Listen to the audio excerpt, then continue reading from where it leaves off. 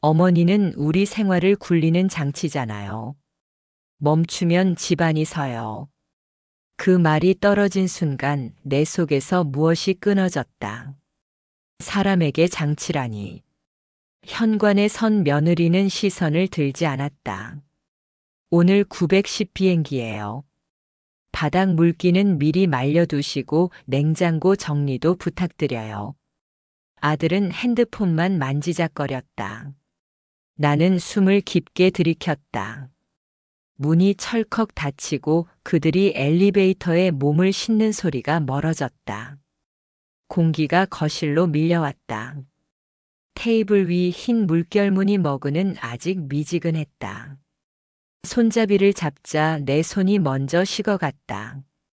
싱크대 옆 은색 라디오를 켜니 바다 같은 잡음 뒤로 기상 리포트가 흘렀다. 해운대 파도 높이 오전엔 낮아집니다. 내 심장 박동은 더 빨라졌다. 벽지의 습기는 굴레 같았다. 냉장고 문에는 오늘도 네모 칸들이 붙어 있었다. 빨래, 거실, 주방, 아이방. 글자들이 칸마다 울었다. 나는 한 칸을 손톱으로 눌러 구겼다. 얄팍한 종이에 먼저 상처가 생겼다. 오늘은 종이도 아픈 것 같았다. 웃음은 소리 없이 나왔다.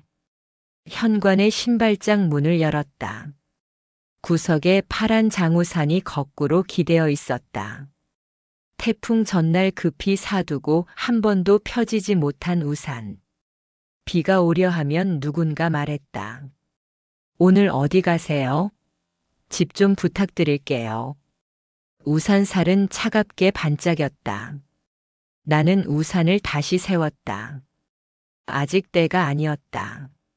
마음은 벌써 문 밖에 나가 있었다. 라디오가 주파수를 넘기며 웅웅거렸다. 다른 목소리가 들어왔다. 전국 거래량이 늘고 있습니다. 그 말이 귀에 남았다. 숫자들이 머릿속에서 줄을 섰다.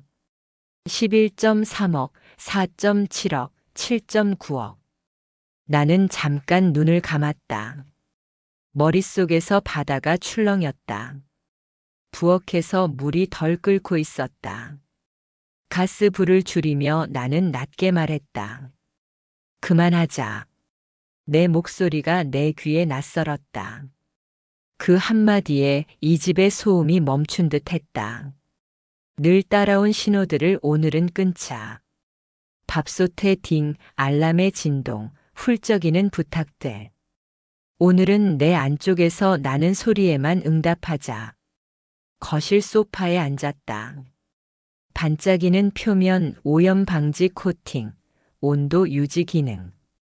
설명서 문구가 지나갔다. 설명서대로라면 사람의 감정도 번지지 않아야 하겠지. 그러나 나는 이미 번지고 있었다. 벽면 액자 속 바다는 누군가의 여행이었다. 그 속에 나는 없었다. 오래 볼수록 낯설어진다. 낯설은 결심을 밀어올린다. 서랍을 열어 투명 파일을 꺼냈다. 날짜가 적힌 메모. 이번 달 안에 정리. 손톱이 종이 모서리를 스치자 작은 흠집이 생겼다. 종이는 피를 흘리지 않지만 결정은 흔적을 남긴다. 나는 그 흔적 위에 내 이름을 속으로 썼다. 한 번 더 또 한 번. 오래 부르지 않던 이름이 입안에서 뜨거워졌다. 전화가 울렸다. 화면에 아들의 이름이 떴다. 받지 않았다. 엄마 910 체크인이라 먼저 나가요. 저녁에 전화 드릴게요. 예의만 번지르르 했다. 휴대폰을 엎어두고 머그에 물을 부었다. 김이 오르고 흰 무늬가 잠시 사라졌다가 또렷해졌다. 오늘은 그걸로 충분했다. 창문을 열자 바다 냄새가 밀려왔다. 버스 브레이크 소리가 났다. 멈추기 위한 의지가 느껴졌다. 세상을 움직이는 건 출발만이 아니다. 멈추기, 비우기, 나가기. 머릿속 단어들이 정렬됐다. 나는 첫 줄에 동그라미를 쳤다. 멈추기. 거실 시계를 보니 바늘이 느리게 흘렀다. 누군가는 내 시간을 쓰고 나는 남은 구절만 읽었다. 남은 구절로도 이야기는 되지만 끝은 어긋났다. 그래서 결말을 바꾸기로 했다. 결말은 갑자기 오지 않는다. 서두에서 이미 싹이 났다. 멈추면서요. 그 말에 대꾸하지 못했지만 나는 오늘 내 안의 계획표를 새로 썼다. 현관에 놓인 캐리어를 꺼내다 멈췄다. 그들의 공간에 내 소란을 남기고 싶지 않았다. 내가 갖고 나갈 것은 많지 않다. 사진 몇 장, 얇은 카디건, 약봉투, 라디오. 라디오는 꼭 챙긴다. 도시에서 가장 고른 파도는 사람의 목소리다. 작은 스피커에 타인 목소리는 오늘 배경이면 충분하다. 나는 내 목소리에 기대보기로 했다. 머그의 뜨거움이 손끝으로 스며들었다. 한 모금 크게 삼켰다. 혀끝이 살짝 데었다. 그 통증이 감각을 깨웠다. 살아있다는 건 느끼는 일이라는 걸 뜨거운 물이 가르쳤다. 나는 방 불을 끄고 서류 봉투를 다시 꺼냈다. 운에 맡기지 않기로 했다. 오늘부터는 내가 나의 운이 된다. 창밖 하늘은 흐렸지만 비는 오지 않았다. 대신 물 냄새가 두껍게 깔려 있었다. 바다 도시의 냄새. 오래전부터 날 부르던 편지 같았다. 답장을 쓰듯 마음속 문장을 이어 붙였다. 여기까지. 두 단어가 공기를 정리했다. 집이 조용해졌다. 조용함이 드디어 내 편이 되었다. 그때 초인종이 울릴 것 같은 기분이 들었다. 오지 않았다. 아무도 오지 않았다. 아무도 오지 않는 순간은 누군가에겐 불행이고 누군가에겐 자유다. 오늘 그것은 내게 자유였다. 자유는 문손잡이를 내가 먼저 잡는 일이다. 라디오를 끄고 머그를 비웠다. 봉투의 모서리를 한 번 더 만졌다. 그리고 속으로 시간을 셌다. 하나, 둘, 셋 아무 일도 일어나지 않았다. 그래서 심장이 시키는 일을 했다. 이번 달 안에 모든 걸 끝낸다. 그 말이 울리자 내 안의 타이머가 첫 소리를 냈다. 그 순간 휴대폰이 다시 떨렸다. 며느리에게서 짧은 메시지. 저녁은 필요 없어요. 호텔에서 먹을게요. 나는 답하지 않았다. 대신 창문을 더 열었다. 바람이 달려 귀퉁이를 들추었다. 비어있는 날짜들이 나를 기다리고 있었다. 빈칸이 이렇게 든든해 보이긴 처음이었다. 바닷소리가 상상만으로도 들렸다. 나는 파란 장우산을 다시 바라보았다. 손잡이를 가볍게 쥐어보았다가 놓았다. 아직 펴지지 않은 살들이 내게 준비하라 말했다. 그래, 서두르지 말자. 그러나 늦지도 말자. 내 이름을 조용히 3번 불렀다. 그리고 종이 위에 마지막 줄을 적었다. 돌아오지 않기. 집의 공기는 여전히 습했지만 내 폐 속 공기는 달라졌다. 달력의 빈칸에는 붉은 점을 하나 찍었다. 오늘이 출발선, 마감은 이달 말. 시계는 640을 가리켰고 라디오는 낮은 볼륨으로 바다 예보를 반복했다. 이제는 아침이 밝았다. 깊이 잠들지 못한 밤이었다. 베개 옆에 둔 서류 봉투의 모서리가 이불을 눌러 만든 작은 자국이 손끝에 걸렸다. 그 얕은 자국이 오늘 해야 할 일을 조용히 재촉했다. 부엌 불을 켜고 싱크대를 바라보았다. 설거지거리가 겹겹이 쌓여 있었지만 이젠 서두를 생각이 없었다. 그릇 위에 말라붙은 기름과 물기는 지난 세월의 얼룩처럼 보였다. 지워야 할 건 얼룩이 아니라 나를 잡아두던 의무였다. 냉장고 문을 열자 수입 치즈, 샐러드 채소, 에너지 드링크 캔이 먼저 눈에 들어왔다. 내가 좋아하던 깻잎과 멸치볶음은 보이지 않았다. 여긴 내 집이 아니야. 중얼거리는 소리가 내 귀에 또렷이 들렸다. 식탁 위에 은색 라디오를 켰다. 잡음이 스쳤고 아나운서의 또렷한 음성이 뒤따랐다. 오늘 오전 부동산 거래량이 증가 추세입니다. 숫자라는 언어가 심장을 두드렸다. 라디오 옆 흰 물결무늬 머그에 물을 끓였다. 김이 오르며 무늬가 흐릿해졌다가 다시 살아났다. 따뜻해진 컵을 두 손으로 감싸 쥐고 핸드폰을 들었다. 김부동산 사무소에 전화를 걸었다. 여사님, 오늘부터 집 보여드리는 거 맞지요? 네, 가능합니다. 그럼 10시에 신혼부부 한 팀 모시고 가겠습니다. 오세요. 기다리겠습니다. 전화를 끊자 손끝이 서늘했다. 시작의 냄새였다. 거실을 가볍게 정돈하고 창문을 활짝 열었다. 바람이 습기를 밀어냈다. 현관 옆 파란 장우산이 눈에 들어왔다. 태풍 전날 사두고 한 번도 펴지지 못한 우산. 오늘도 비는 오지 않지만 우산의 살은 반짝이며 나를 재촉하는 깃발 같았다. 벽시계는 931을 가리켰다. 나는 머그를 비우고 은색 라디오의 볼륨을 살짝 줄였다. 초인종이 울린 건 정확히 1000이었다. 중개인과 신혼부부가 현관에 서 있었다. 들어오세요. 젊은 남자가 거실을 한 바퀴 둘러보고 말했다. 채광이 정말 좋네요. 여자는 베란다를 보며 웃었다. 바람이 상쾌해요. 소음도 적고요. 나는 짧게 미소 지었다. 그들이 칭찬을 할수록 지난 세월의 강박과 수고가 다른 이름을 얻는 기분이었다. 관리, 헌신, 그리고 가격. 여자가 물었다. 혹시 이 집에 오래 사셨나요? 10세태요. 그럼 정이 많으시겠어요. 그런데 왜 이사를 나는 차분히 답했다.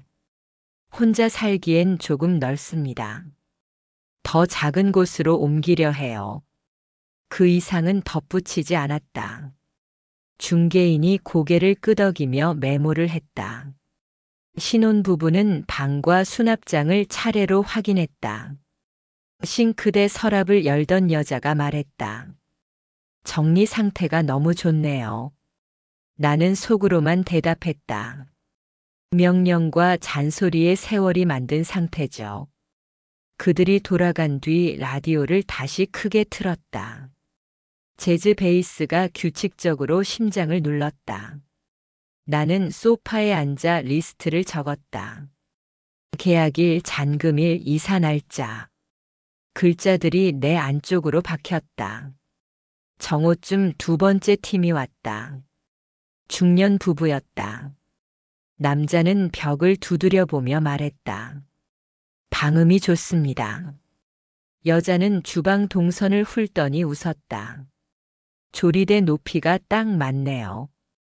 그들은 학군과 교통을 물었고 중개인이 또렷하게 대답했다. 나는 고개만 끄덕였다. 마음속에선 다른 계산이 진행 중이었다. 팔면 최소 11.3억. 옮길 집은 4.7억대. 남는 돈과 연금 그리고 알바 한 달 14만의 여유. 나 혼자 살아가기엔 충분했다. 두 번째 팀이 떠난 뒤 잠시 고요가 내려앉았다.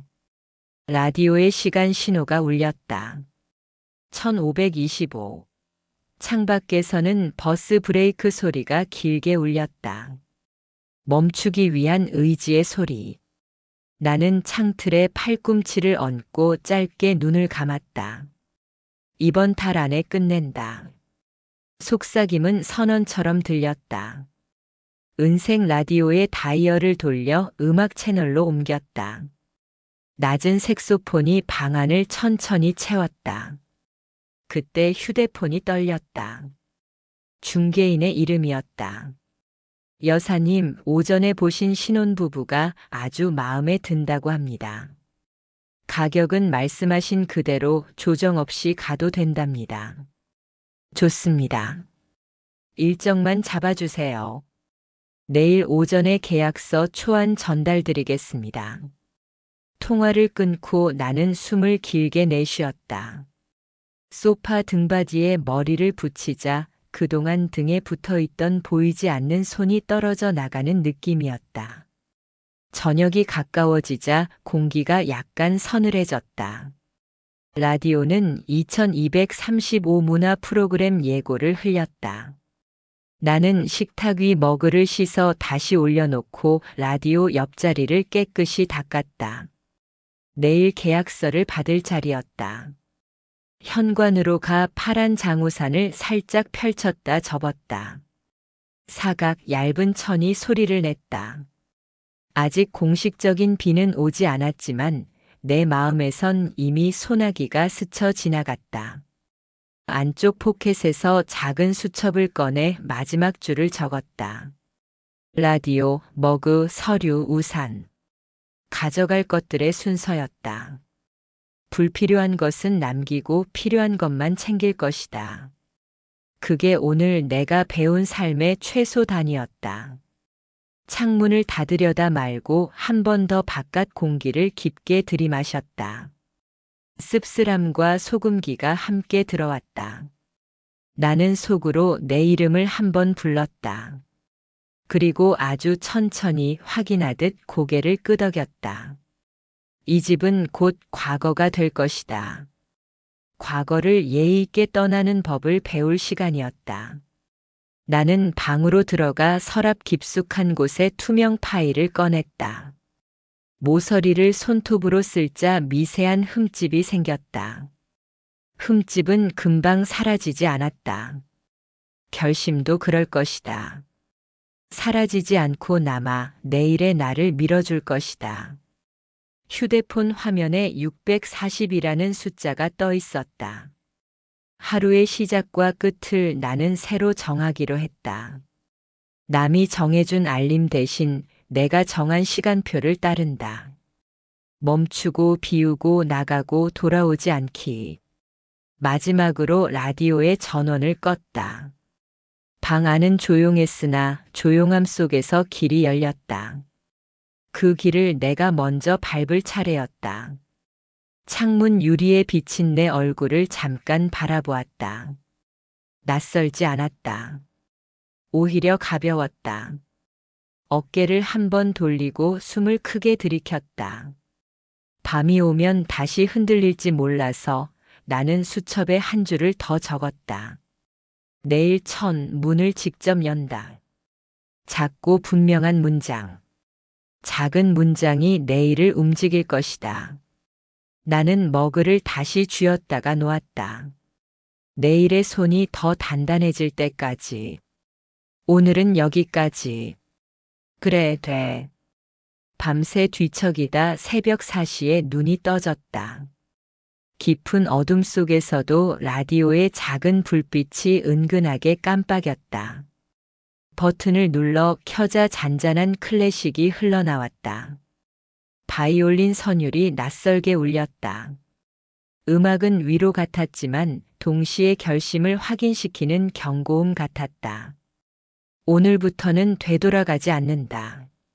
머리맡에 둔 수첩을 펼쳤다. 어제 적은 글자가 그대로 남아 있었다. 라디오, 머그, 서류, 우산.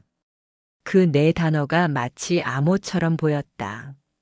네 단어 뒤에 나는 한 줄을 더 적었다.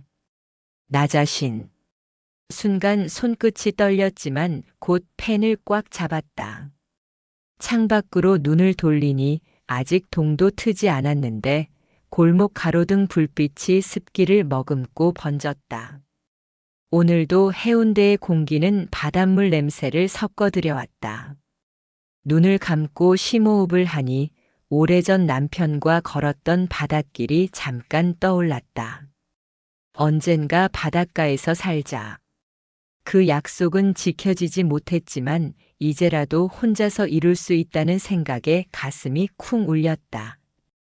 핸드폰 진동이 짧게 울렸다. 화면을 보니 은정이었다. 어머니, 아침 준비 부탁드려요. 저희 비행기 도착이 늦어져서 저녁쯤 들어갈 것 같아요. 문자를 읽는 순간 내 입에서 쓴웃음이 새어나왔다. 아침 준비라니. 없는 사람 취급하다가 필요할 때는 지시하는 말투. 답장을 하지 않았다. 곧바로 또 문자가 들어왔다. 지우 내일 학원 숙제도 챙겨야 해요. 책상 위에 과제 있어요. 꼭 확인해 주세요. 나는 화면을 꺼버렸다. 손바닥에서 휴대폰 열이 사라지자 오히려 마음은 더 선명해졌다. 6시가 넘어가자 나는 차분히 방을 둘러보았다. 서랍 속 앨범, 35년 병원 근속 기념패, 감사장 몇 장. 한 번도 거실에 내놓지 못했던 것들이었다. 며느리는 올드하다며 다 치워버렸으니까. 상자에 하나씩 넣으며 중얼거렸다. 이제는 내 집에 내가 원하는 걸 놓는다. 작은 선언 같았지만 내 귀에는 큰 파도처럼 울렸다. 부엌으로 가서 아침을 준비하는 신용만 했다. 도마에 양파 하나를 올려놓았다가 그대로 내려놨다. 이제 다시는 이 집 부엌에서 누군가의 입맛을 맞추지 않으리. 은근하게 차오르는 해방감이 손끝을 간지렸다. 라디오가 새로운 뉴스를 전했다. 오늘 오후 광안리 부근 도로 통제 예정. 차량 이동에 주의 바랍니다. 순간 머릿속에 그림이 그려졌다. 이삿짐 트럭이 도로에 막히지 않으려면 시간표를 잘 짜야겠구나. 작은 정보 하나도 이제는 내 미래를 위한 단서였다. 9시가 가까워지자 중개인에게서 전화가 왔다. 여사님, 오늘 오후에도 매수 희망자 한 팀 더 모시고 가도 될까요? 네, 오세요. 하지만 저는 곧 짐을 챙겨야 하니 올해는 못 드립니다. 알겠습니다. 오늘은 학군 때문에 관심 있는 부부예요. 전화를 끊자 가슴이 또 한 번 두근거렸다. 계약이 더 빨리 굳어질수록 내 결심은 흔들릴 틈이 없을 테니까. 정오 무렵 은정에게 다시 전화가 걸려왔다. 받지 않으려 했지만 잠시 고민하다가 통화 버튼을 눌렀다. 어머니, 왜 연락이 이렇게 안 되세요? 저희 지금 공항에서 대기 중인데 걱정돼서요. 괜찮아. 그냥 바빴다. 무슨 일이세요? 목소리가 평소랑 달라요. 달라야지. 짧게 내뱉은 말에 상대가 잠시 말을 잇지 못했다. 저녁은 준비해 주실 거죠? 지우가 비행기 음식 싫어해서요. 알았다. 그러나 내 속뜻은 달랐다. 오늘이 마지막이다. 전화를 끊고 나서 머그에 커피를 내렸다. 김이 피어오르며 잔 표면의 흰 무늬가 물결처럼 흔들렸다. 그 물결은 마치 내 안에서 일렁이는 감정 같았다. 두려움과 설렘, 슬픔과 자유. 모두 한꺼번에 솟구쳤다. 오후 2시 다시 초인종이 울렸다. 학군을 찾는 부부가 들어섰다. 아이를 데리고 있었는데 그 아이가 거실을 뛰어다니며 웃었다. 순간 지우가 떠올랐다. 그 웃음은 나를 잠깐 흔들었다. 하지만 금세 다잡았다. 이제는 남의 아이 웃음에도 흔들리지 않겠다. 중개인은 메모를 정리하며 속삭였다.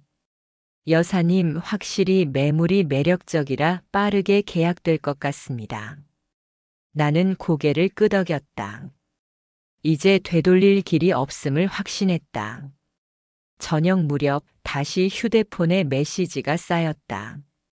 어머니, 냉장고 반찬 괜찮죠? 지우방 청소도 해주셨나요? 내일 확인할게요. 메시지를 읽고 나는 짧게 웃었다. 내일? 내일은 이 집이 더 이상 내 집이 아니게 될 텐데. 밤 10시 라디오에서 잔잔한 바다 소리를 배경으로 하는 방송이 흘렀다. 나는 눈을 감았다. 머릿속에 바다가 펼쳐졌다. 해운대 모래사장, 광안대교 불빛, 파란 장우산. 아직 펴지지 않은 우산의 살들이 내일의 나를 기다리고 있었다. 내일은 진짜 시작이다. 그렇게 속삭이며 불을 끄자 방 안은 고요해졌다. 고요 속에서 심장은 여전히 크게 뛰고 있었다. 그러나 눈꺼풀은 쉽게 감기지 않았다.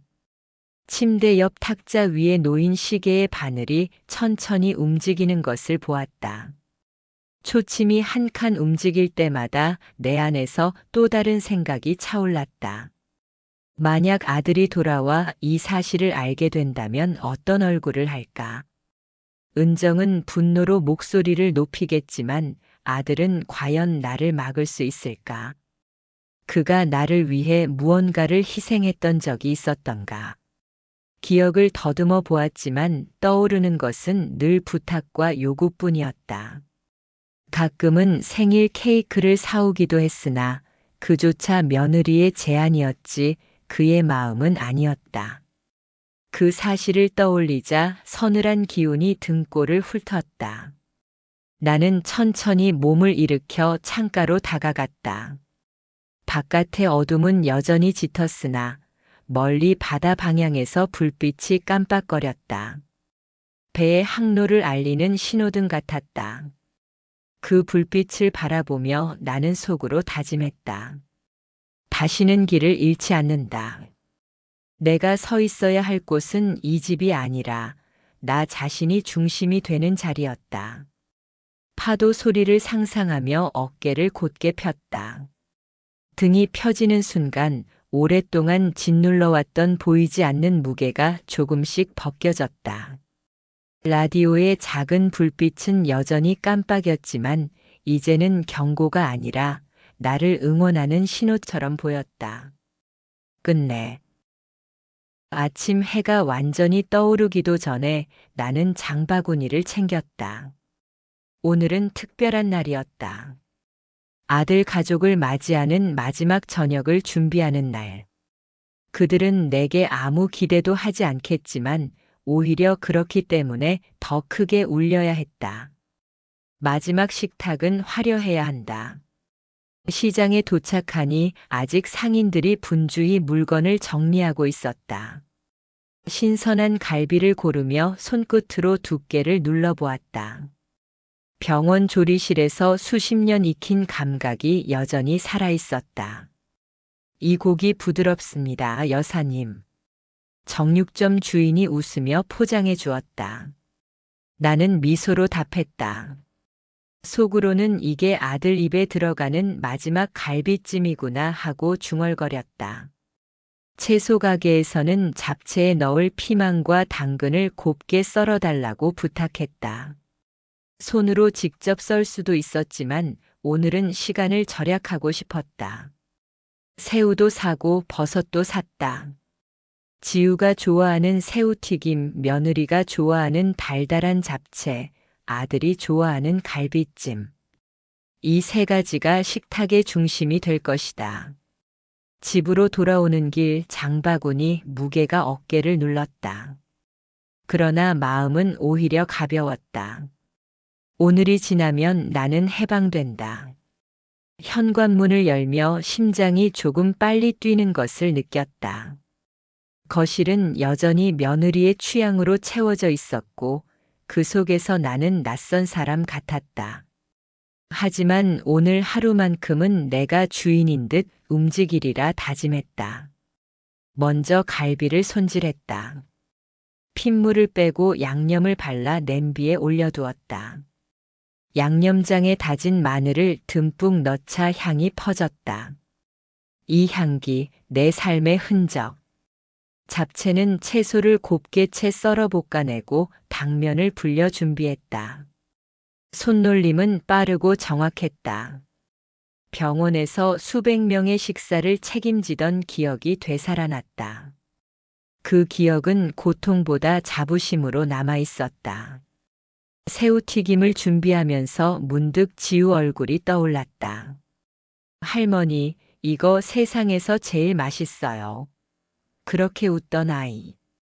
그 아이만이 유일하게 내 요리를 진심으로 칭찬해 주었다. 생각하니 마음 한켠이 저릿했지만 곧 고개를 저었다. 정은 남기되 미련은 남기지 않는다. 오후가 되어 식탁이 차려졌다. 갈비찜 냄새가 부엌을 가득 채우고 잡채와 새우튀김이 반짝였다. 하얀 그릇에 담긴 음식들이 마치 무대 위 배우처럼 빛났다. 나는 잠시 의자에 앉아 숨을 고르며 식탁을 바라보았다. 이 장면을 기억하자.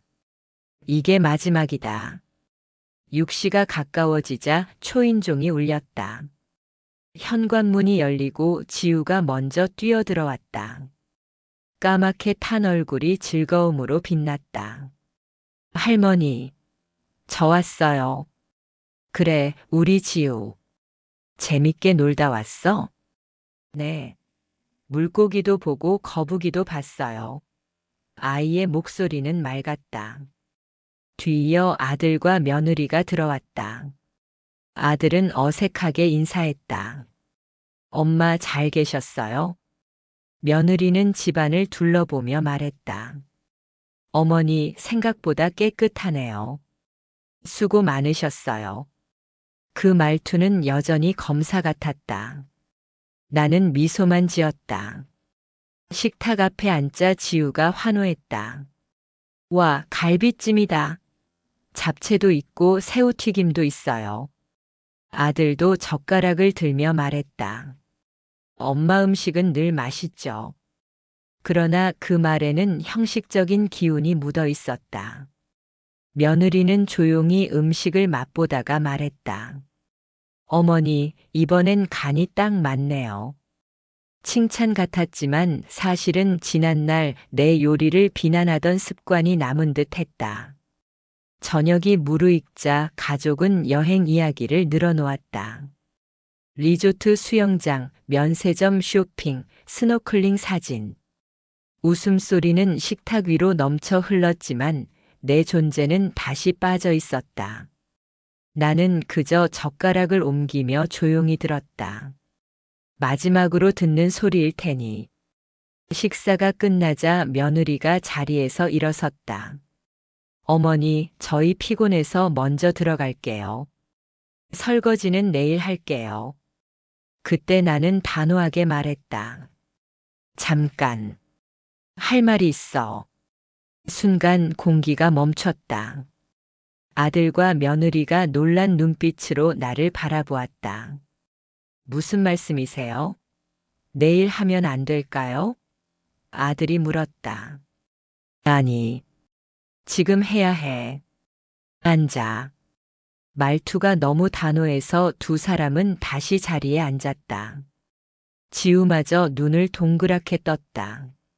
나는 조용히 숨을 고른 후 말했다. 내일 아침 이삿짐 센터가 와. 내 짐을 싸서 속초로 간다. 네. 속초요? 아들이 놀라 소리쳤다. 집을 팔았어. 계약도 끝냈다. 순간 거실이 얼어붙었다. 아들과 며느리는 믿을 수 없다는 듯 서로를 바라봤다. 엄마, 그게 무슨 말씀이세요? 집을 팔다니요? 어머니, 우리 집인데 왜 마음대로? 며느리가 목소리를 높였다. 나는 단호하게 잘랐다. 너희 집이 아니야. 내 집이지. 내가 평생 일해서 산 내 집. 침묵이 흘렀다. 지우가 울먹이며 물었다. 할머니, 우리 버리고 가는 거예요? 나는 아이를 바라보며 부드럽게 말했다. 아니야, 지우야. 버리는 게 아니라 각자 사는 거야. 할머니는 이제 내 인생을 사는 거란다. 아들이 갑자기 무릎을 꿇었다. 엄마, 제발 다시 생각해 주세요. 우리가 잘못했어요. 며느리도 울먹이며 따라 말했다. 어머니, 죄송해요. 제가 함부로 굴었어요. 용서해 주세요. 나는 고개를 저었다. 늦었어. 이미 계약했어. 되돌릴 수 없어. 순간 며느리 얼굴에서 눈물이 사라지고 분노가 드러났다. 그럼 저희는 어디서 살라는 거예요? 맞벌이인데 집안일은 누가 하고 지우는 누가 돌봐요? 그 말에 내 속에서 웃음이 치밀었다. 그래, 결국 그게 진심이지. 나는 가족이 아니라 집안일 해줄 가정부였던 거잖아. 정적이 흘렀다. 아들은 머리를 감싸쥐고 며느리는 더 이상 말이 없었다. 지우만 눈물을 흘리며 식탁에 고개를 파묻었다. 나는 의자를 밀고 일어나 방으로 향했다. 마지막으로 한마디를 남겼다. 한 달 동안 깨끗이 써. 주인도 깔끔한 걸 좋아한다니까. 문을 닫자 거실에서 흐느낌과 한숨이 섞여 들려왔다. 그러나 나는 뒤돌아보지 않았다. 월요일 아침 9시 정각 초인종이 울렸다. 파란 작업복에 이삿짐 직원 셋이 현관 앞에 섰다. 여사님 맞으시죠? 나는 고개를 끄덕였다. 테이프가 뜯기는 소리, 접이식 박스가 뻗어나는 소리, 은색 라디오는 꺼두었다. 오늘은 내 목소리로만 진행한다. 거실 소파에는 아들과 며느리가 앉아 있었다. 밤새 잠을 못 잔 듯 두 사람의 눈가가 부어 있었다. 지우는 학교에 갔다. 며느리 은정이 먼저 입을 열었다. 어머니, 정말 이러실 거예요? 아들은 손을 덜덜 떨었다. 엄마, 지금이라도 생각 바꾸면 안 돼요? 나는 대답 대신 방문을 열고 옷장을 비웠다. 옷 몇 벌, 얇은 카디건, 오래된 앨범, 약 봉투 수첩. 서랍 아래에서 흰 물결무늬 머그를 꺼내 신문지로 감쌌다. 마지막으로 라디오의 전원 코드를 뽑아 케이블을 감았다. 박스 겉면에 검은 펜으로 썼다. 라디오 머그 수첩. 어머니, 제가 잘못했어요. 은정이 무릎을 꿇었다. 제가 함부로 굴었어요. 한 번만, 이번만 취소해 주세요. 나는 손을 저었다. 이미 계약했고 일정도 잡혔어. 아들이 다급히 끼어들었다. 우린 그럼 어디서 살아야 해요? 갑자기 집을 구할 수가 없는데 지우는요? 한 달은 남았어. 그동안 찾으면 되지. 목소리가 떨리지 않았다. 직원이 다가와 물었다. 이 방은 끝났고요. 다음은 어디로 할까요? 저 방 부탁해요. 나는 침착하게 동선을 짰다. 무거운 건 직원들, 가벼운 건 내가. 내 짐은 생각보다 금세 끝났다. 평생 가족 짐을 챙겨주며 살았으니 내 것만 챙기는 일은 간단했다. 주방에서 발걸음이 멈췄다. 도마의 칼자국, 서랍 손잡이에 다른 코팅, 싱크대 배수구의 미세한 긁힘. 모두 내 손의 시간. 나는 싱크대를 마른 행주로 한 번 닦고 그 행주를 쓰레기 봉투에 넣었다. 정리 완료. 은정이 다시 붙잡았다. 어머니, 생활비 더 드릴게요. 학원비도 제가 알아서 할게요. 여기 계시면 돼요. 나는 가볍게 웃었다. 생활비 몇만 원 더로 해결될 일이 아니란 걸 너도 알잖니. 존중은 보너스가 아니야. 아들은 힘없이 물었다. 엄마, 정말 돈 때문에 떠나는 게 아니에요? 아니지. 나는 나를 위해 떠나는 거야. 문득 파란 장우산이 눈에 들어왔다. 태풍 예보가 있던 날 사두고 한 번도 펴지지 못한 우산. 나는 손잡이를 짚어보았다가 다시 세워두었다. 오늘은 햇빛이 강했다. 대신 그림자가 시원했다. 그림자를 밟아 현관으로 걸어가며 나는 속으로 시간을 셌다. 하나, 둘, 셋. 심장이 빠르지만 안정됐다. 직원이 마지막 박스를 들고 나가며 말했다. 이게 전부죠? 네, 끝이에요. 거실은 놀랄 만큼 비어 있었다. 하얀 가죽 소파와 대리석 식탁, 추상화 액자만 남았다. 모두 며느리의 취향. 나는 손가락으로 공중에 작은 원을 그렸다. 이 집의 주인은 아니었다는 표시처럼. 현관 앞에서 아들이 마지막으로 붙잡았다. 엄마, 부탁이에요. 마지막으로 한 번만 생각해봐요. 나는 그의 손을 살며시 떼어냈다. 내가 나를 가족으로 대했다면 이런 장면은 없었겠지. 말이 끝나자 복도의 공기가 달라졌다.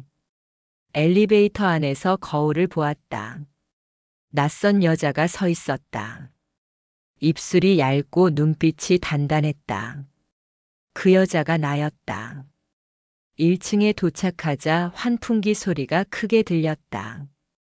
밖으로 나오니 햇빛 냄새와 바람이 섞였다. 택시가 금방 섰다. 차에 타자 휴대폰이 연달아 울렸다. 아들과 은정의 이름이 번갈아 떴다. 나는 비행기 모드로 바꾸고 창문을 조금 내렸다. 도로의 소음이 바람을 타고 머리칼 사이를 스쳤다. 기사님, 역까지 부탁드려요. 신호등 앞에서 차가 멈췄을 때 나는 가방 속 수첩을 꺼냈다. 오늘의 체크리스트. 계약서 사본, 신분증, 통장, 라디오, 머그, 우산. 빈칸 옆에 작은 동그라미를 그려가며 하나씩 지워나갔다. 마지막 줄 미련 없음의 칸만 비워두었다. 그 칸은 역 플랫폼에서 지우기로. 역 대합실은 생각보다 조용했다. 전광판에 도착 시간이 떠 있었다. 910, 1040, 1155. 나는 가장 빠른 열차를 예약해 두었고 남은 시간 동안 물을 마셨다. 페트병 표면에 맺힌 물방울이 손가락에 닿자 차가웠다. 그 차가움이 좋았다. 뜨거울 때와 차가울 때 나는 같은 사람인데 전혀 다르게 숨을 쉬었다. 플랫폼으로 내려가며 휴대폰의 전원을 잠시 켰다. 메시지가 우수수 도착했다. 어머니, 제발 통화 좀 받아요. 지우가 할머니 보고 싶대요. 오늘만 준비해 주세요. 나는 화면을 천천히 끄고 깊게 숨을 들이켰다. 오늘은 나를 준비한다. 속삭임이 입술을 떠나자 어깨가 가벼워졌다. 열차가 미끄러지듯 들어왔다. 바퀴와 레일이 맞부딪히는 소리가 아래서부터 올라왔다. 내 자리는 창가. 가방을 상단 선반에 올려놓고 라디오가 든 박스를 무릎 위에 안았다. 열차가 출발하자 풍경이 빠르게 뒤로 흘렀다. 창밖에 하늘이 넓었다. 멀리 바다 쪽으로 구름이 낮게 깔렸다. 휴대폰을 비행기 모드에서 해제했다가 다시 켰다. 아무 일도 하지 않았다. 그냥 바다 등지고 앉은 산 윤곽을 오래 바라봤다. 내 삶도 한 번은 저 산처럼 누군가의 뒤편 풍경으로만 존재했구나. 이제는 전면으로 나간다. 문득 어젯밤 식탁이 떠올랐다. 갈비찜의 윤기, 잡채의 달큰함, 새우튀김의 바삭한 소리. 그것들은 누군가를 붙잡기 위한 밥상이 아니었다. 나에게 건네는 이별 인사였다. 나는 창가에 이마를 살짝 대고 눈을 감았다. 파란 장우산의 살이 펼쳐지는 상상을 했다. 햇살 아래서도 그 우산은 내 길을 가리킬 것이다. 열차가 큰 강을 건너며 잠깐 흔들렸다. 나는 균형을 잡기 위해 좌석 팔걸이를 쥐었다. 그 감각이 낯설지 않았다. 오래전 처음 병원 조리실에 서던 날도 그랬다. 낯선 공간, 낯선 소리, 그러나 금세 나의 리듬을 찾았었다. 지금도 그때처럼 곧 리듬을 찾게 될 것이다. 전광판에 다음 역 이름이 떴다. 마음속 체크리스트의 마지막 칸을 떠올렸다. 미련 없음. 나는 보이지 않는 펜으로 그 칸에 동그라미를 그렸다. 그리고 아주 작게, 그러나 분명하게 말했다. 간다. 속초역 플랫폼에 발을 내딛자 습한 바닷바람이 뺨을 스쳤다.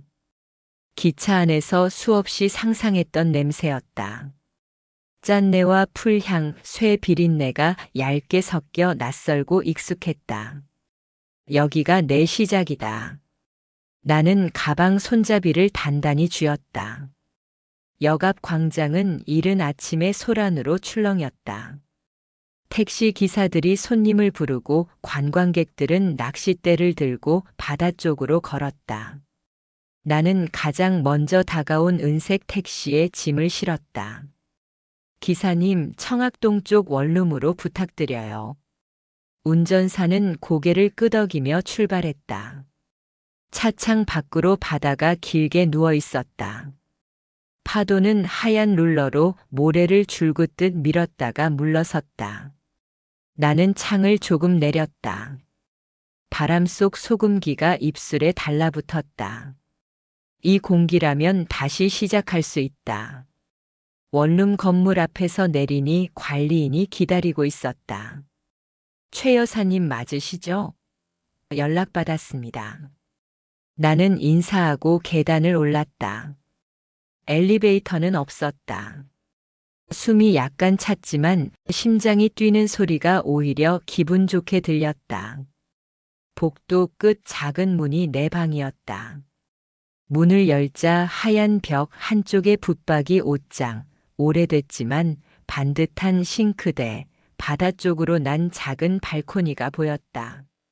나는 한동안 그 자리에 서서 먼 수평선을 바라보았다. 갈매기 울음이 얇게 겹쳐졌다. 작아도 내 집. 입안에서 그 말이 둥글게 굴렀다. 짐을 풀며 제일 먼저 라디오를 창가에 두었다. 전원을 켜자 지직거림 뒤로 낯선 음악이 흘렀다. 머그컵을 씻어 옆에 놓았다. 두 개의 작은 물건이 공간의 주인을 알려주는 깃발처럼 보였다. 나는 손등을 쓸어보았다. 이제는 눈치 보지 않는다.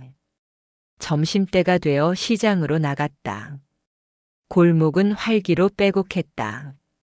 좌판의 오징어가 은빛으로 반짝였고 갓 튀긴 꽈배기에서 뜨거운 김이 피어났다. 아주머니, 회 한 접시 어때요? 상인의 웃음이 상쾌했다. 나는 미소로 고개를 저었다. 오늘은 가볍게 시작하고 싶었다. 나는 싱싱한 상추와 풋고추, 작은 생선 2마리를 샀다. 돈을 건네는 손이 가벼이 떨렸다. 누구를 위해서가 아니라 나 자신을 위해 장을 본다는 사실이 낯설어서였다. 포장 봉투가 손목에 닿자 이상하게 눈시울이 잠깐 뜨거워졌다. 방으로 돌아와 작은 프라이팬을 달궜다. 소금을 톡톡 뿌려 생선을 올리자 지글거리는 소리가 좁은 방을 채웠다. 창문을 열어두니 냄새가 바람을 타고 흘렀다. 갈매기 한 마리가 발코니 난간을 스치듯 지나갔다. 나는 홀로 앉아 첫 점을 베어 물었다. 짠맛 뒤로 단맛이 오래 남았다. 식사 후 발코니 의자에 앉아 수첩을 펼쳤다. 첫 장 맨 위에 적었다. 1. 나를 위한 새끼. 2. 아침마다 바다보기. 3. 후회 대신 감사. 글자는 단순했지만 획마다 뼈가 있었다. 나는 그 아래에 작게 덧붙였다. 눈치 금지.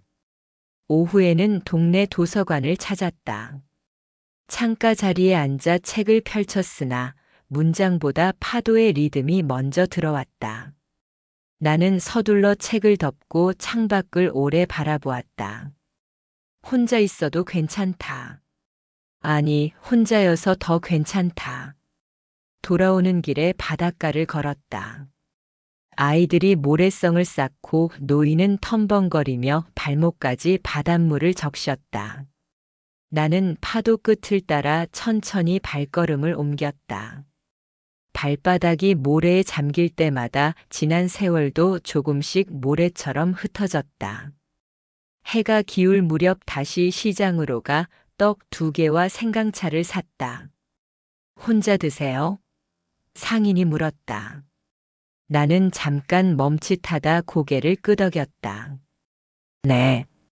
이제 혼자 삽니다. 상인은 웃으며 떡 하나를 더 얹어주었다. 잘 챙겨 드셔요. 여기 바람이 세서 기운이 쑥 빠져요. 이상하게 그 말이 눈물샘을 간지렸다. 방으로 돌아오자 창밖 하늘이 붉은 층으로 겹쳐졌다. 바다는 쇳빛을 거쳐 진홍으로 번졌다. 나는 라디오를 켰다. 잔잔한 기타 연주가 들려왔다. 머그에 따뜻한 차를 붓고 발코니에 앉았다. 파도 소리와 기타 소리가 어깨를 가볍게 눌렀다. 그때 휴대폰이 울렸다. 화면 위 아들이라는 2글자가 작게 떨렸다. 나는 한참 동안 화면을 바라보다가 조용히 소리를 끄고 뒤집어 두었다. 언젠가 말할 날이 오겠지. 하지만 오늘은 내 목소리를 먼저 듣는다. 밤 공기가 차가워졌다. 창문을 닫고 등을 벽에 기대 앉았다. 손바닥을 마주 비벼 온기를 만들었다. 낯선 방의 침묵은 의외로 다정했다. 낯선 침묵은 나를 재우는 요람 같았다. 나는 불을 끄고 마음속 스위치를 하나 더 껐다. 죄책감이라 쓰인 스위치였다. 잠들기 전 내일의 일을 정리했다. 부동산의 잔금 일정 확인, 주민센터 전입 신고, 가스 검침. 날짜 조정, 시장 상인에게 빈통 반납, 바다 걷기 30분. 수첩에 체크박스를 그리니 하루가 도식처럼 보였다. 도식 속에 내가 있었다. 주어가 바뀌니 문장 전체가 새로워졌다. 불을 끈 뒤에도 파도 소리가 더 크게 들렸다. 처음에는 바람 소리인 줄 알았지만 귀를 기울이자 물결이 모래를 쓸고 가는 결이 또렷했다. 그 규칙성은 심장 박동과 닮아 있었다. 나는 이불을 턱까지 끌어올리고 천천히 호흡을 맞췄다. 스르르 잠에 빠져들 즈음 주방의 불빛이 살짝 새었다. 전원 다이얼을 제대로 끄지 않은 라디오가 미세한 숨을 쉬듯 깜빡였다. 나는 일어나 버튼을 눌러 불빛을 껐다. 방이 완전히 어두워지자 이상하게 더 안심이 되었다. 꿈속에서 나는 다시 조리실에 서 있었다. 그러나 이번엔 누군가의 지시가 없었다. 내가 내 레시피를 적고 내가 내 불의 세기를 골랐다. 솥에서 김이 맑게 올랐다. 스테인리스 벽이 내 얼굴을 또렷이 비췄다. 이제는 내 요리, 내 인생. 그렇게 중얼거렸을 때 멀리서 파도가 하얗게 터졌다. 그 소리는 멈추지 않는 박수 같았다. 창문을 살짝 열자 새벽의 냄새가 먼저 들어왔다. 아직 뜨지 않은 해가 숨을 고르는 듯 도시를 눌렀다. 나는 베개를 고쳐 베고 속으로 또렷이 말했다. 두려움은 남아도 방향은 바뀌지 않는다. 나는 간다. 그 말이 심장에 닿자 맥박이 잔잔해졌다. 깊고 조용했다. 바다가 어둠 조금 밀어내고 있었다. 오늘의 첫 파도는 내 이름을 부를 것이다. 아마. 속초에서의 첫 아침은 낯설지 않았다. 새벽 5시 눈을 뜨자 창문 너머로 바다가 희미하게 흔들렸다. 파도는 밤새도록 벽시계를 대신했다. 나는 천천히 몸을 일으켜 커피포트에 물을 올렸다. 물이 끓어오르기 전부터 이미 마음이 뜨거워졌다. 오늘은 더 멀리 걸어보자. 머그를 손에 쥐고 발코니에 섰다. 동해의 수평선이 점차 붉게 물들고 있었다. 떠오르는 태양이 바다 위에 길을 내자 마치 누군가 나에게 앞으로 걸어오라고 손짓하는 듯 보였다. 그 길 위로 내가 걷는 상상을 잠시 했다. 내 인생도 저 빛을 따라갈 수 있을까? 아침을 간단히 해결하고 시장 쪽으로 향했다.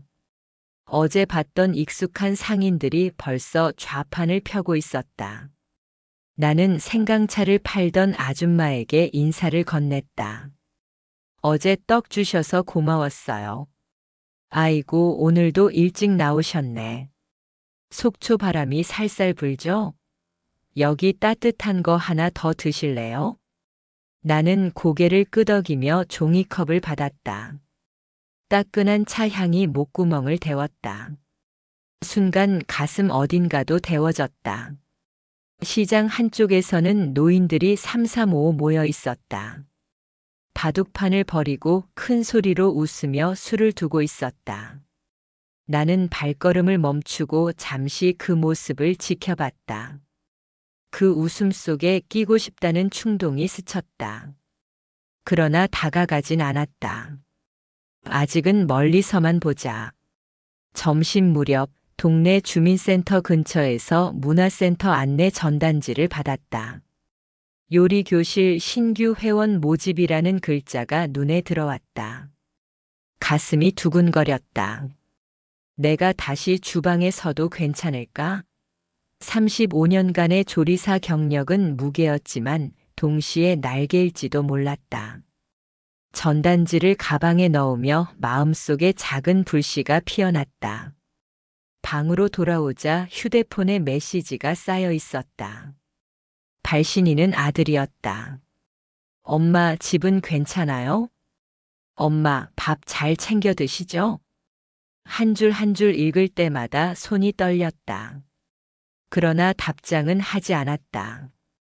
그들의 안부가 아직은 책임처럼 느껴졌다. 대신 수첩을 꺼내 적었다. 내가 먼저 나를 챙길 것. 오후에는 바닷가 산책로로 걸음을 옮겼다. 바람이 거세게 불어 머리칼이 흩날렸다.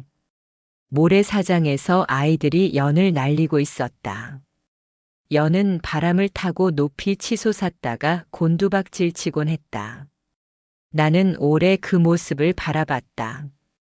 혹시 내 삶도 저 연처럼 흔들리다 결국 더 높이 오르는 건 아닐까?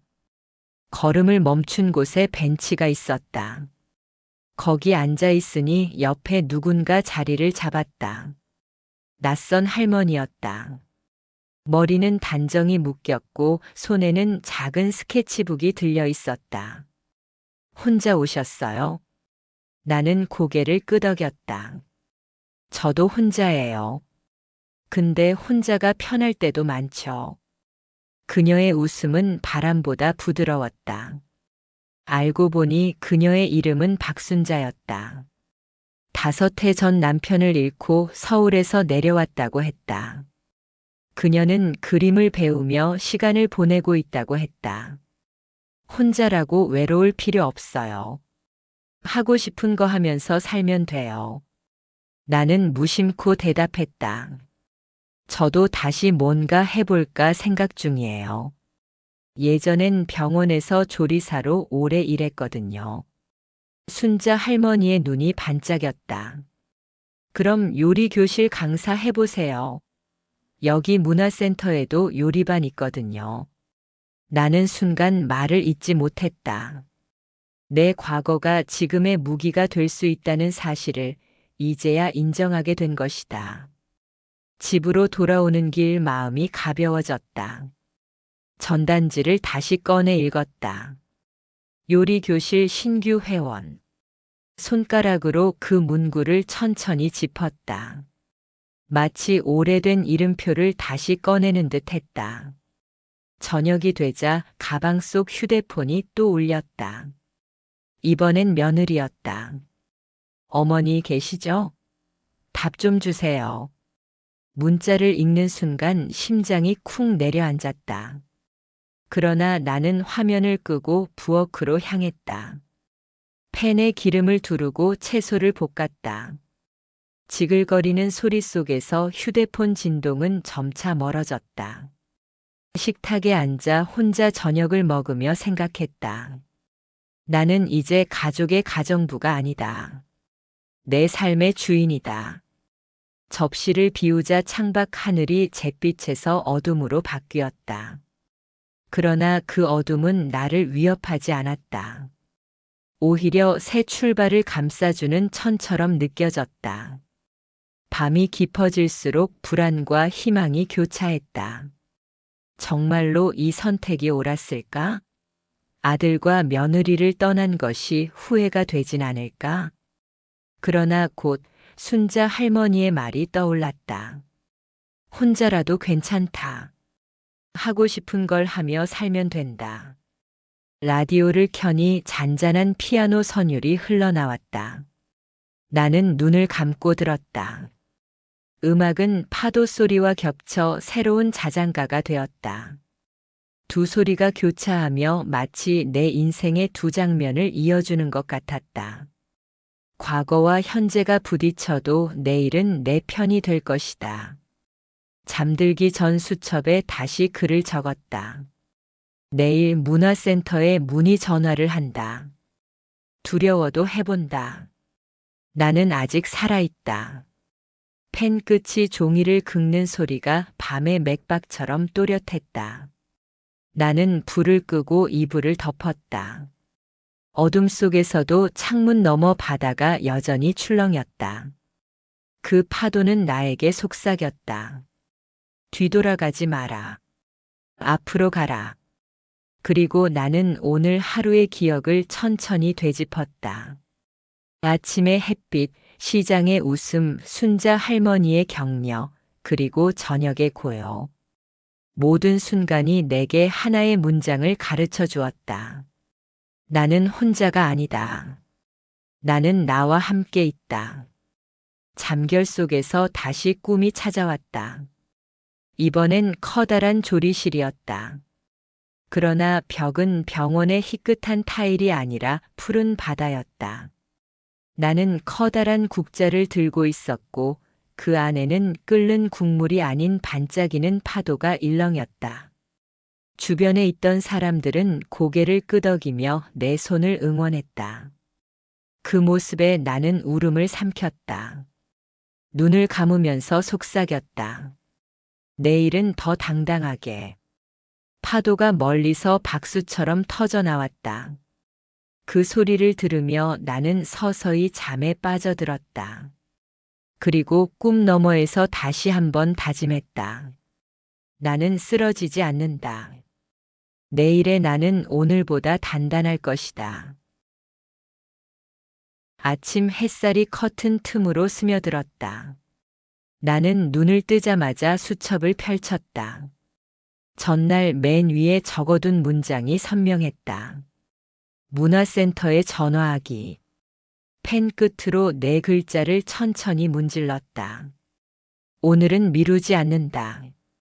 나는 스스로에게 말했다. 벨이 2번 울렸을 때 전화를 받는 목소리가 들렸다. 속초문화센터입니다. 나는 숨을 고르고 말했다. 요리 교실 문의드리려고요. 경력이 좀 있습니다. 좋아요. 혹시 강의도 가능하실까요? 잠깐의 정적 뒤에 나는 대답했다. 가능합니다. 병원 조리실에서 오래 일했습니다. 수화기 너머로 종이가 넘겨지는 소리가 났다. 내일 오전에 면담 보시죠. 간단히 시연도 부탁드릴게요. 통화를 끊는 순간 방 안 공기가 한 톤 밝아졌다. 나는 싱크대 위에 놓인 라디오를 가볍게 두드렸다. 작은 소리로 음악이 흘렀다. 두려움은 여전히 방 모서리에 앉아 있었지만 그 위로 얇은 희망이 덧칠되었다. 내일 내 손으로 증명한다. 점심 무렵 바닷가로 나가 걷다가 벤치에 앉아 면접에서 만들 음식을 상상했다. 칼이 채소를 스치는 감각, 불의 세기를 지휘하는 손목, 국물이 끓어오를 때 올라오는 맑은 김. 나는 종이에 재료 목록을 적었다. 대파, 무, 두부, 들기름, 국간장. 단정하고 담백한 것들. 보여주려는 건 기교가 아니라 손끝의 성실이니까. 저녁이 가까워질 때 휴대폰 화면에 아들이라는 이름이 떴다. 손가락이 잠시 굳었다. 나는 전화를 받지 않았다. 대신 라디오 볼륨을 낮추고 창문을 닫았다. 이 순간만은 내 안쪽을 지켜야 한다. 밤이 오자 나는 흰 셔츠와 카디건을 다리고 앞치마 끈을 확인했다. 거울 속 여자의 눈빛이 또렷했다. 괜찮아. 내가 만든 밥은 언제나 누군가를 살렸지. 나는 조용히 중얼거렸다. 파도 소리가 낮은 박수처럼 들렸다. 다음 날 문화센터 조리실 문을 밀자 스테인리스와 흰 타일이 반짝였다. 면담을 보는 두 사람이 서 있었다. 최 여사님, 어서 오세요. 나는 인사하고 준비해온 재료를 꺼냈다. 도마 위로 대파의 초록이 펼쳐졌다. 저는 뜨거운 국물에서 사람을 일으켜 세우는 법을 배웠습니다. 나는 말하고 들기름을 한 방울 떨어뜨렸다. 팬이 숨을 쉬듯 소리를 냈다. 무가 투명해질 때까지 볶고 물을 부어 끓였다. 거품을 걷어내며 나는 설명했다. 싱겁지만 깊어야 합니다. 환자도 지친 사람도 첫 숟가락에서 살겠다는 마음이 나와야 하거든요. 국간장을 단정히 풀자 색이 부드럽게 물들었다. 마지막에 두부를 넣고 불을 낮춰 숨을 고르게 했다. 작은 종지에 덜어 면담관에게 내밀었다. 그들이 숟가락을 들어 올리는 순간 내 심장도 같이 들렸다. 첫맛 뒤로 미세한 단맛이 퍼지고 고소함이 길게 이어지는 걸 나는 표정만으로 읽을 수 있었다. 담백한데 힘이 있네요. 한 사람이 말했다. 다른 사람은 조용히 고개를 끄덕였다. 그 짧은 움직임이 내게는 오래 기다린 대답이었다. 면담이 끝난 뒤 복도 창가에 서자 바다가 얕은 은색으로 번들거렸다. 휴대폰이 진동했다. 이번에는 문자가 왔다. 엄마 면접 잘 보세요. 실은 엄마 밥이 그립습니다. 나는 긴 숨을 내쉬었다. 화면을 닫고 주머니에 넣었다. 내 속의 파도는 흔들렸지만 방향을 바꾸진 않았다. 용서도 재회도 언젠가의 일이다. 오늘은 나를 세운다. 센터장을 다시 만나 계약 조건을 들었다. 주 2회 강의, 초급과 건강식 반을 맞는 제안. 나는 고개를 끄덕였다. 할 수 있습니다. 내 목소리는 내가 생각한 것보다 단단했다. 서명을 마치고 나오는데 복도 끝에서 낯익은 얼굴이 손을 흔들었다. 박순자였다. 잘 됐죠? 그녀의 눈이 웃었다. 응. 나는 짧게 대답했지만 그 한 음절에 여러 계절이 실렸다. 바닷가로 내려가 두 사람은 잠시 걸었다. 순자 할머니가 물었다. 첫 수업에서 뭘 가르칠 거예요? 국 한 그릇죠. 누구나 먹을 수 있고 누구나 위로받을 수 있는 걸. 나는 대답했다. 좋네요. 그림으로 그리면 따뜻한 원이네요. 그녀가 말했다. 파도는 모래 위에 둥근 선을 끝없이 그렸다. 저녁 무렵 원룸으로 돌아와 라디오를 켰다 끄고 커튼을 반쯤 열어두었다. 부엌 테이블에 수첩을 펼쳐 첫 수업의 순서를 적었다. 손 씻기 도마 고정 불의 색이 첫 간 끓는 동안에 기다린 마지막 한 번의 맛보기 감사 인사. 나는 마지막 줄에 굵게 덧썼다. 초대 나 자신. 오늘의 나는 손님으로 남지 않는다. 휴대폰이 다시 울렸다. 이번에는 짧은 메시지였다. 엄마 사랑합니다. 나는 답장을 쓰려다 멈췄다. 창밖 파도가 어둠을 부서뜨리며 다가왔다가 물러났다. 나는 손가락을 내려놓고 작은 소리로 말했고 그 말은 내게 먼저 들렸다. 나도 사랑한다. 그러나 지금은 여기 나. 불을 끄자 방이 깊어졌다. 낯선 어둠은 더 이상 낯설지 않았다. 나는 이불을 턱까지 끌어올리고 호흡을 세었다. 오늘의 한숨을 바깥으로 보내고 내일의 공기를 안으로 들였다. 파도는 벽을 타고 천천히 울렸다. 잠과 깸의 경계에서 나는 또 하나의 수업을 상상했다. 존중의 레시피. 재료는 간단하다. 자기 이름 한 줌, 경계 한 스푼, 거절 조금, 고마움 넉넉히. 끓이는 시간은 평생. 완성되면 따뜻한 빛이 나고 식지 않는다. 나는 그 빛으로 내 얼굴을 비춰보았다. 새벽이 다가오자 파도가 낮게 웃었다. 나는 눈을 감고 마지막 문장을 되뇌었다. 나는 두려움보다 강하고 과거보다 선명하며 내일의 나로 간다. 그 말을 삼키자 심장이 고르게 뛰었다. 나는 충분했다. 그리고 마침내 편안했다. 아침이 오면 나는 강의실의 불을 먼저 켤 것이다. 빈 조리대 위에 도마를 얹고 칼등으로 살짝 두드려 소리를 확인하고 수강생들의 눈을 차례로 본다. 그들의 하루가 얼마나 무거웠든 첫 숟가락이 들어가는 순간만큼은 가벼워지게 하리라. 그건 기술이자 약속이고 내 삶이 배운 신념이다. 나는 작은 미소로 말할 것이다. 이 국은 오늘 당신을 살립니다. 그리고 속으로 덧붙일 것이다. 나도. 창밖 바다는 검푸른 잉크처럼 번져 있었고 나는 그 위에 내 이름을 조용히 써보았다. 지워지지 않게 또렷이. 오늘의 사연은 여기까지입니다. 여러분이라면 이런 상황에서 어떻게 하시겠나요? 댓글로 의견을 남겨주세요. 오늘 영상이 마음에 드셨다면 구독 버튼 한번 눌러주시고요. 좋아요와 알림 설정도 부탁드립니다. 앞으로도 편안한 이야기로 찾아뵙겠습니다. 감사합니다.